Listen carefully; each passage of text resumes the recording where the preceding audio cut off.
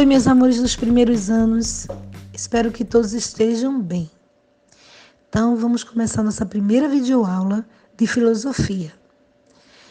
E vamos começar relembrando os conteúdos programáticos do primeiro bimestre.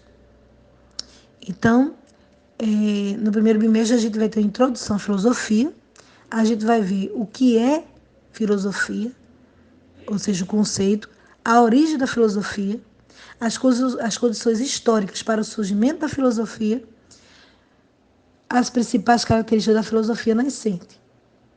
Então, esses são os conteúdos programáticos do nosso primeiro bimestre. E para começar, a gente vai ver a introdução à filosofia, a gente vai ver o que é filosofia. Então, o que significa a palavra filosofia, né? A etimologia da palavra, o que significa essa palavra, o conceito.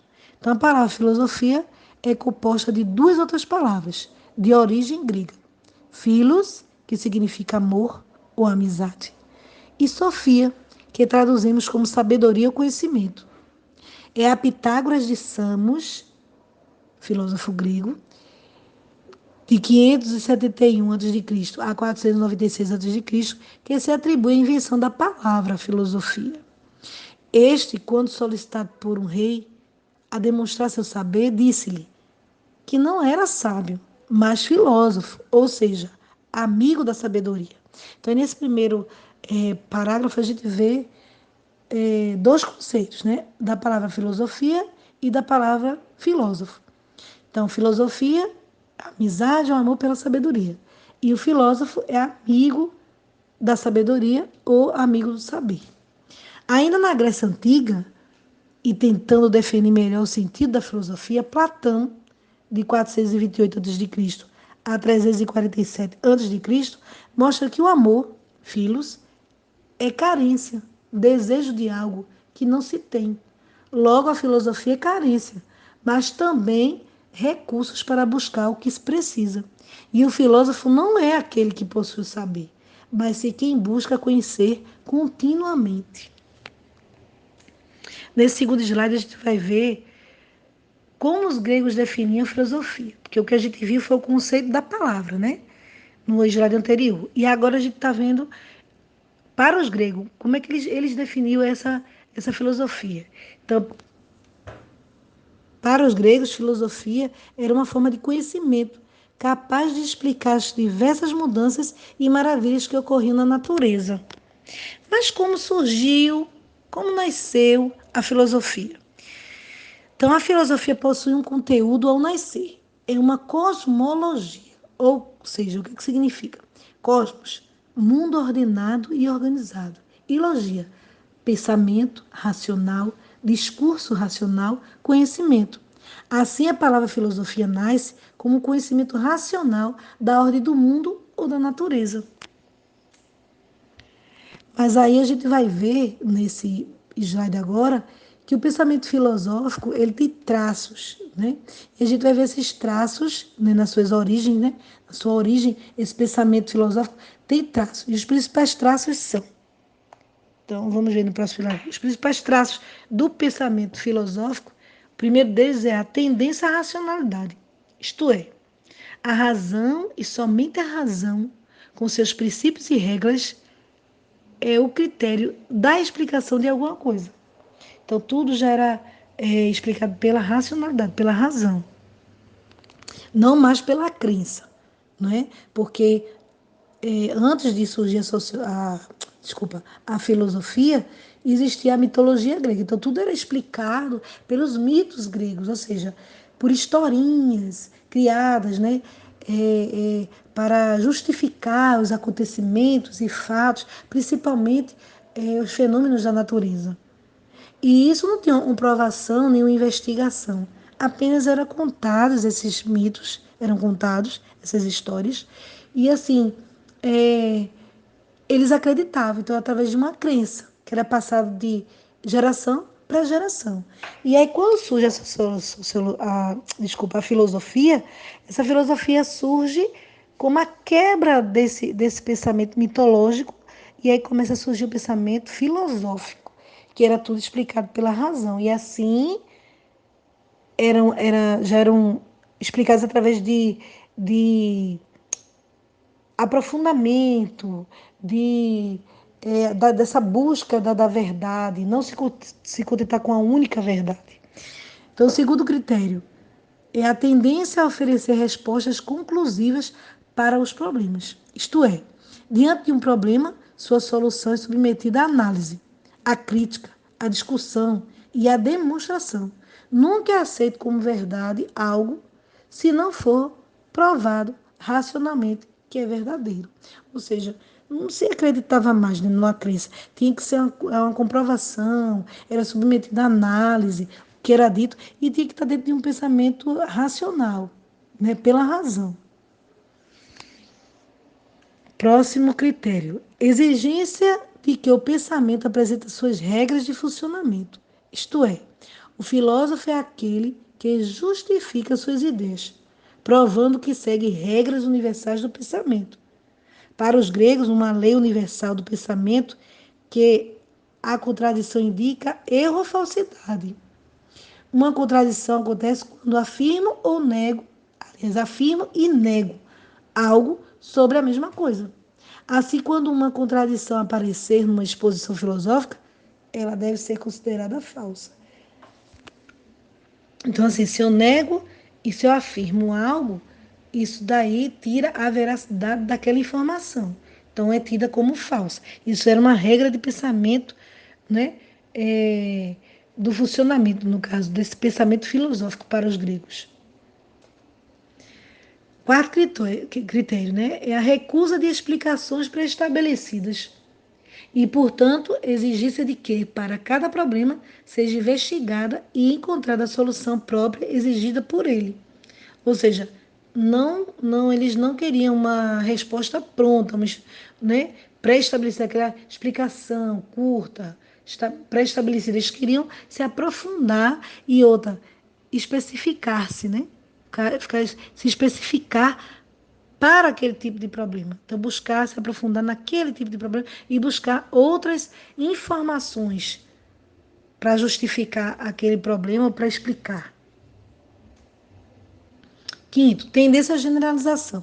Isto é, mostra-se que uma explicação tem validade para muitas coisas diferentes, porque, sob a variação percebida pelos órgãos de nossos sentidos, o pensamento descobre semelhanças e identidades.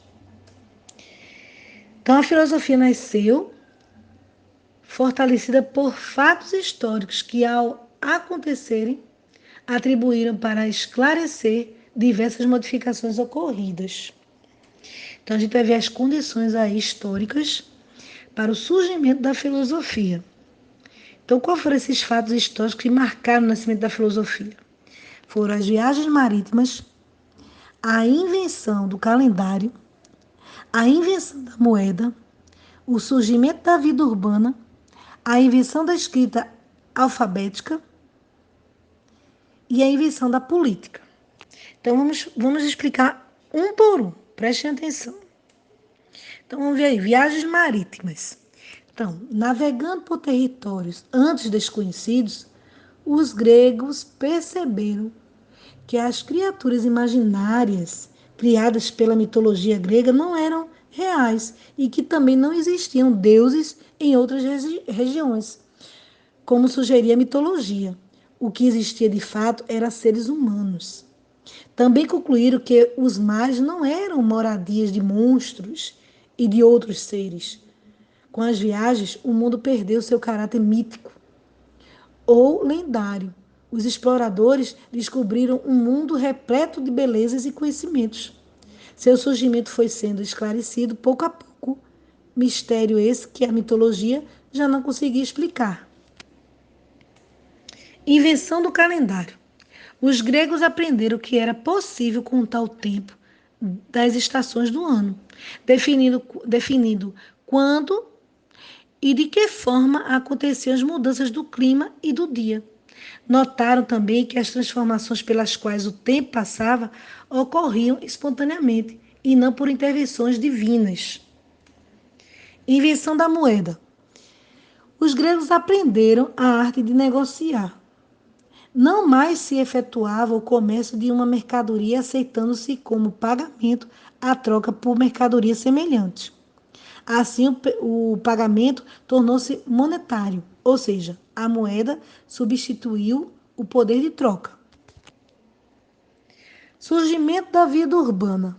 O desenvolvimento da cidade trouxe aos gregos uma situação financeira mais igualitária. O prestígio social, que antes era benefício de apenas algumas famílias, diminuiu. As artes ganharam patrocinadores, o que estimulou o surgimento de novos artistas. Ocorreu também a invenção da escrita alfabética, o que levou os gregos a se expressar de forma mais clara.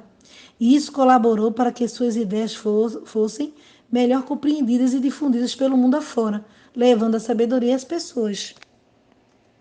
A invenção da escrita alfabética. Da mesma maneira do calendário e da moeda, o surgimento da escrita revela o crescimento da capacidade de abstração e de generalização, uma vez que a escrita alfabética ou fonética, diferentemente de outras escritas, como por exemplo os hieroglifos dos egípcios ou os ideogramas dos chineses, supõe que não se represente uma imagem da coisa que está sendo dita, mas a ideia dela, o que dela se pensa e se transcreve. A invenção da política. Surgiram novas fontes de informação e a lei passou a abranger muitas outras coisas e chegou até as pessoas. Criou-se uma área pública voltada para discursos e debates, local no qual os gregos debatiam e propagavam suas ideias a respeito da política. A invenção da política introduz três aspectos novos e decisivos para o nascimento da filosofia, conforme veremos a seguir. Então vamos ver o primeiro aspecto. A ideia de lei como expressão da vontade de uma coletividade humana, que decide por si mesma o que é melhor para si e como ela definirá suas relações internas. E isso servirá de modelo para a filosofia propor o aspecto legislado, regulado e ordenado por mundo e ordenado do mundo como um mundo racional. Então, o que é que isso quer dizer? Então, essa ideia de expressão, essa vontade de coletividade humana, então começa-se a ter ideias, né, não só para si, mas para o todo. Segundo aspecto, o surgimento de um espaço público que faz aparecer um novo tipo de discurso, diferente daquele que era proferido pelo mito. A política valorizando o humano, o pensamento, a discussão, a persuasão e a decisão racional. Passou a valorizar também o pensamento racional e criou condições para que surgisse o discurso filosófico. Então, assim, nesse espaço público começou-se o quê? A se expressar, né? As ideias, os pensamentos, entendeu? Valorizando esse humano, essa linha de pensamento, né? De expressar todas as ideias que cada um tinha. Então, assim, isso é política. E o terceiro aspecto, a política estimula um discurso que procura ser público, ensinado, transmitido, comunicado e discutido. A ideia de um pensamento que todos podem compreender e discutir, que todos podem comunicar e transmitir é fundamental para a filosofia. A filosofia terá, no correr dos séculos, um conjunto de preocupações, indagações e interesses que lhe vieram de seu nascimento na Grécia. Então, quer dizer aí, através do surgimento dessa política, né, houve já difusão, né, através dessa política, porque as pessoas pensam que política só é a questão de escolher o líder e as eleições, mas a política não é só isso. Para os gregos, política era uma forma de pensamento, de expressão, de transmissão de ideias, entendeu? E a política é muito importante, tanto no passado, lá na Grécia, quando surgiu, até os dias de hoje. A política como política, não estou falando de politicagem. Politicagem é outra coisa. Estou falando de política, esse poder de transmitir, de discutir, de expressar, né?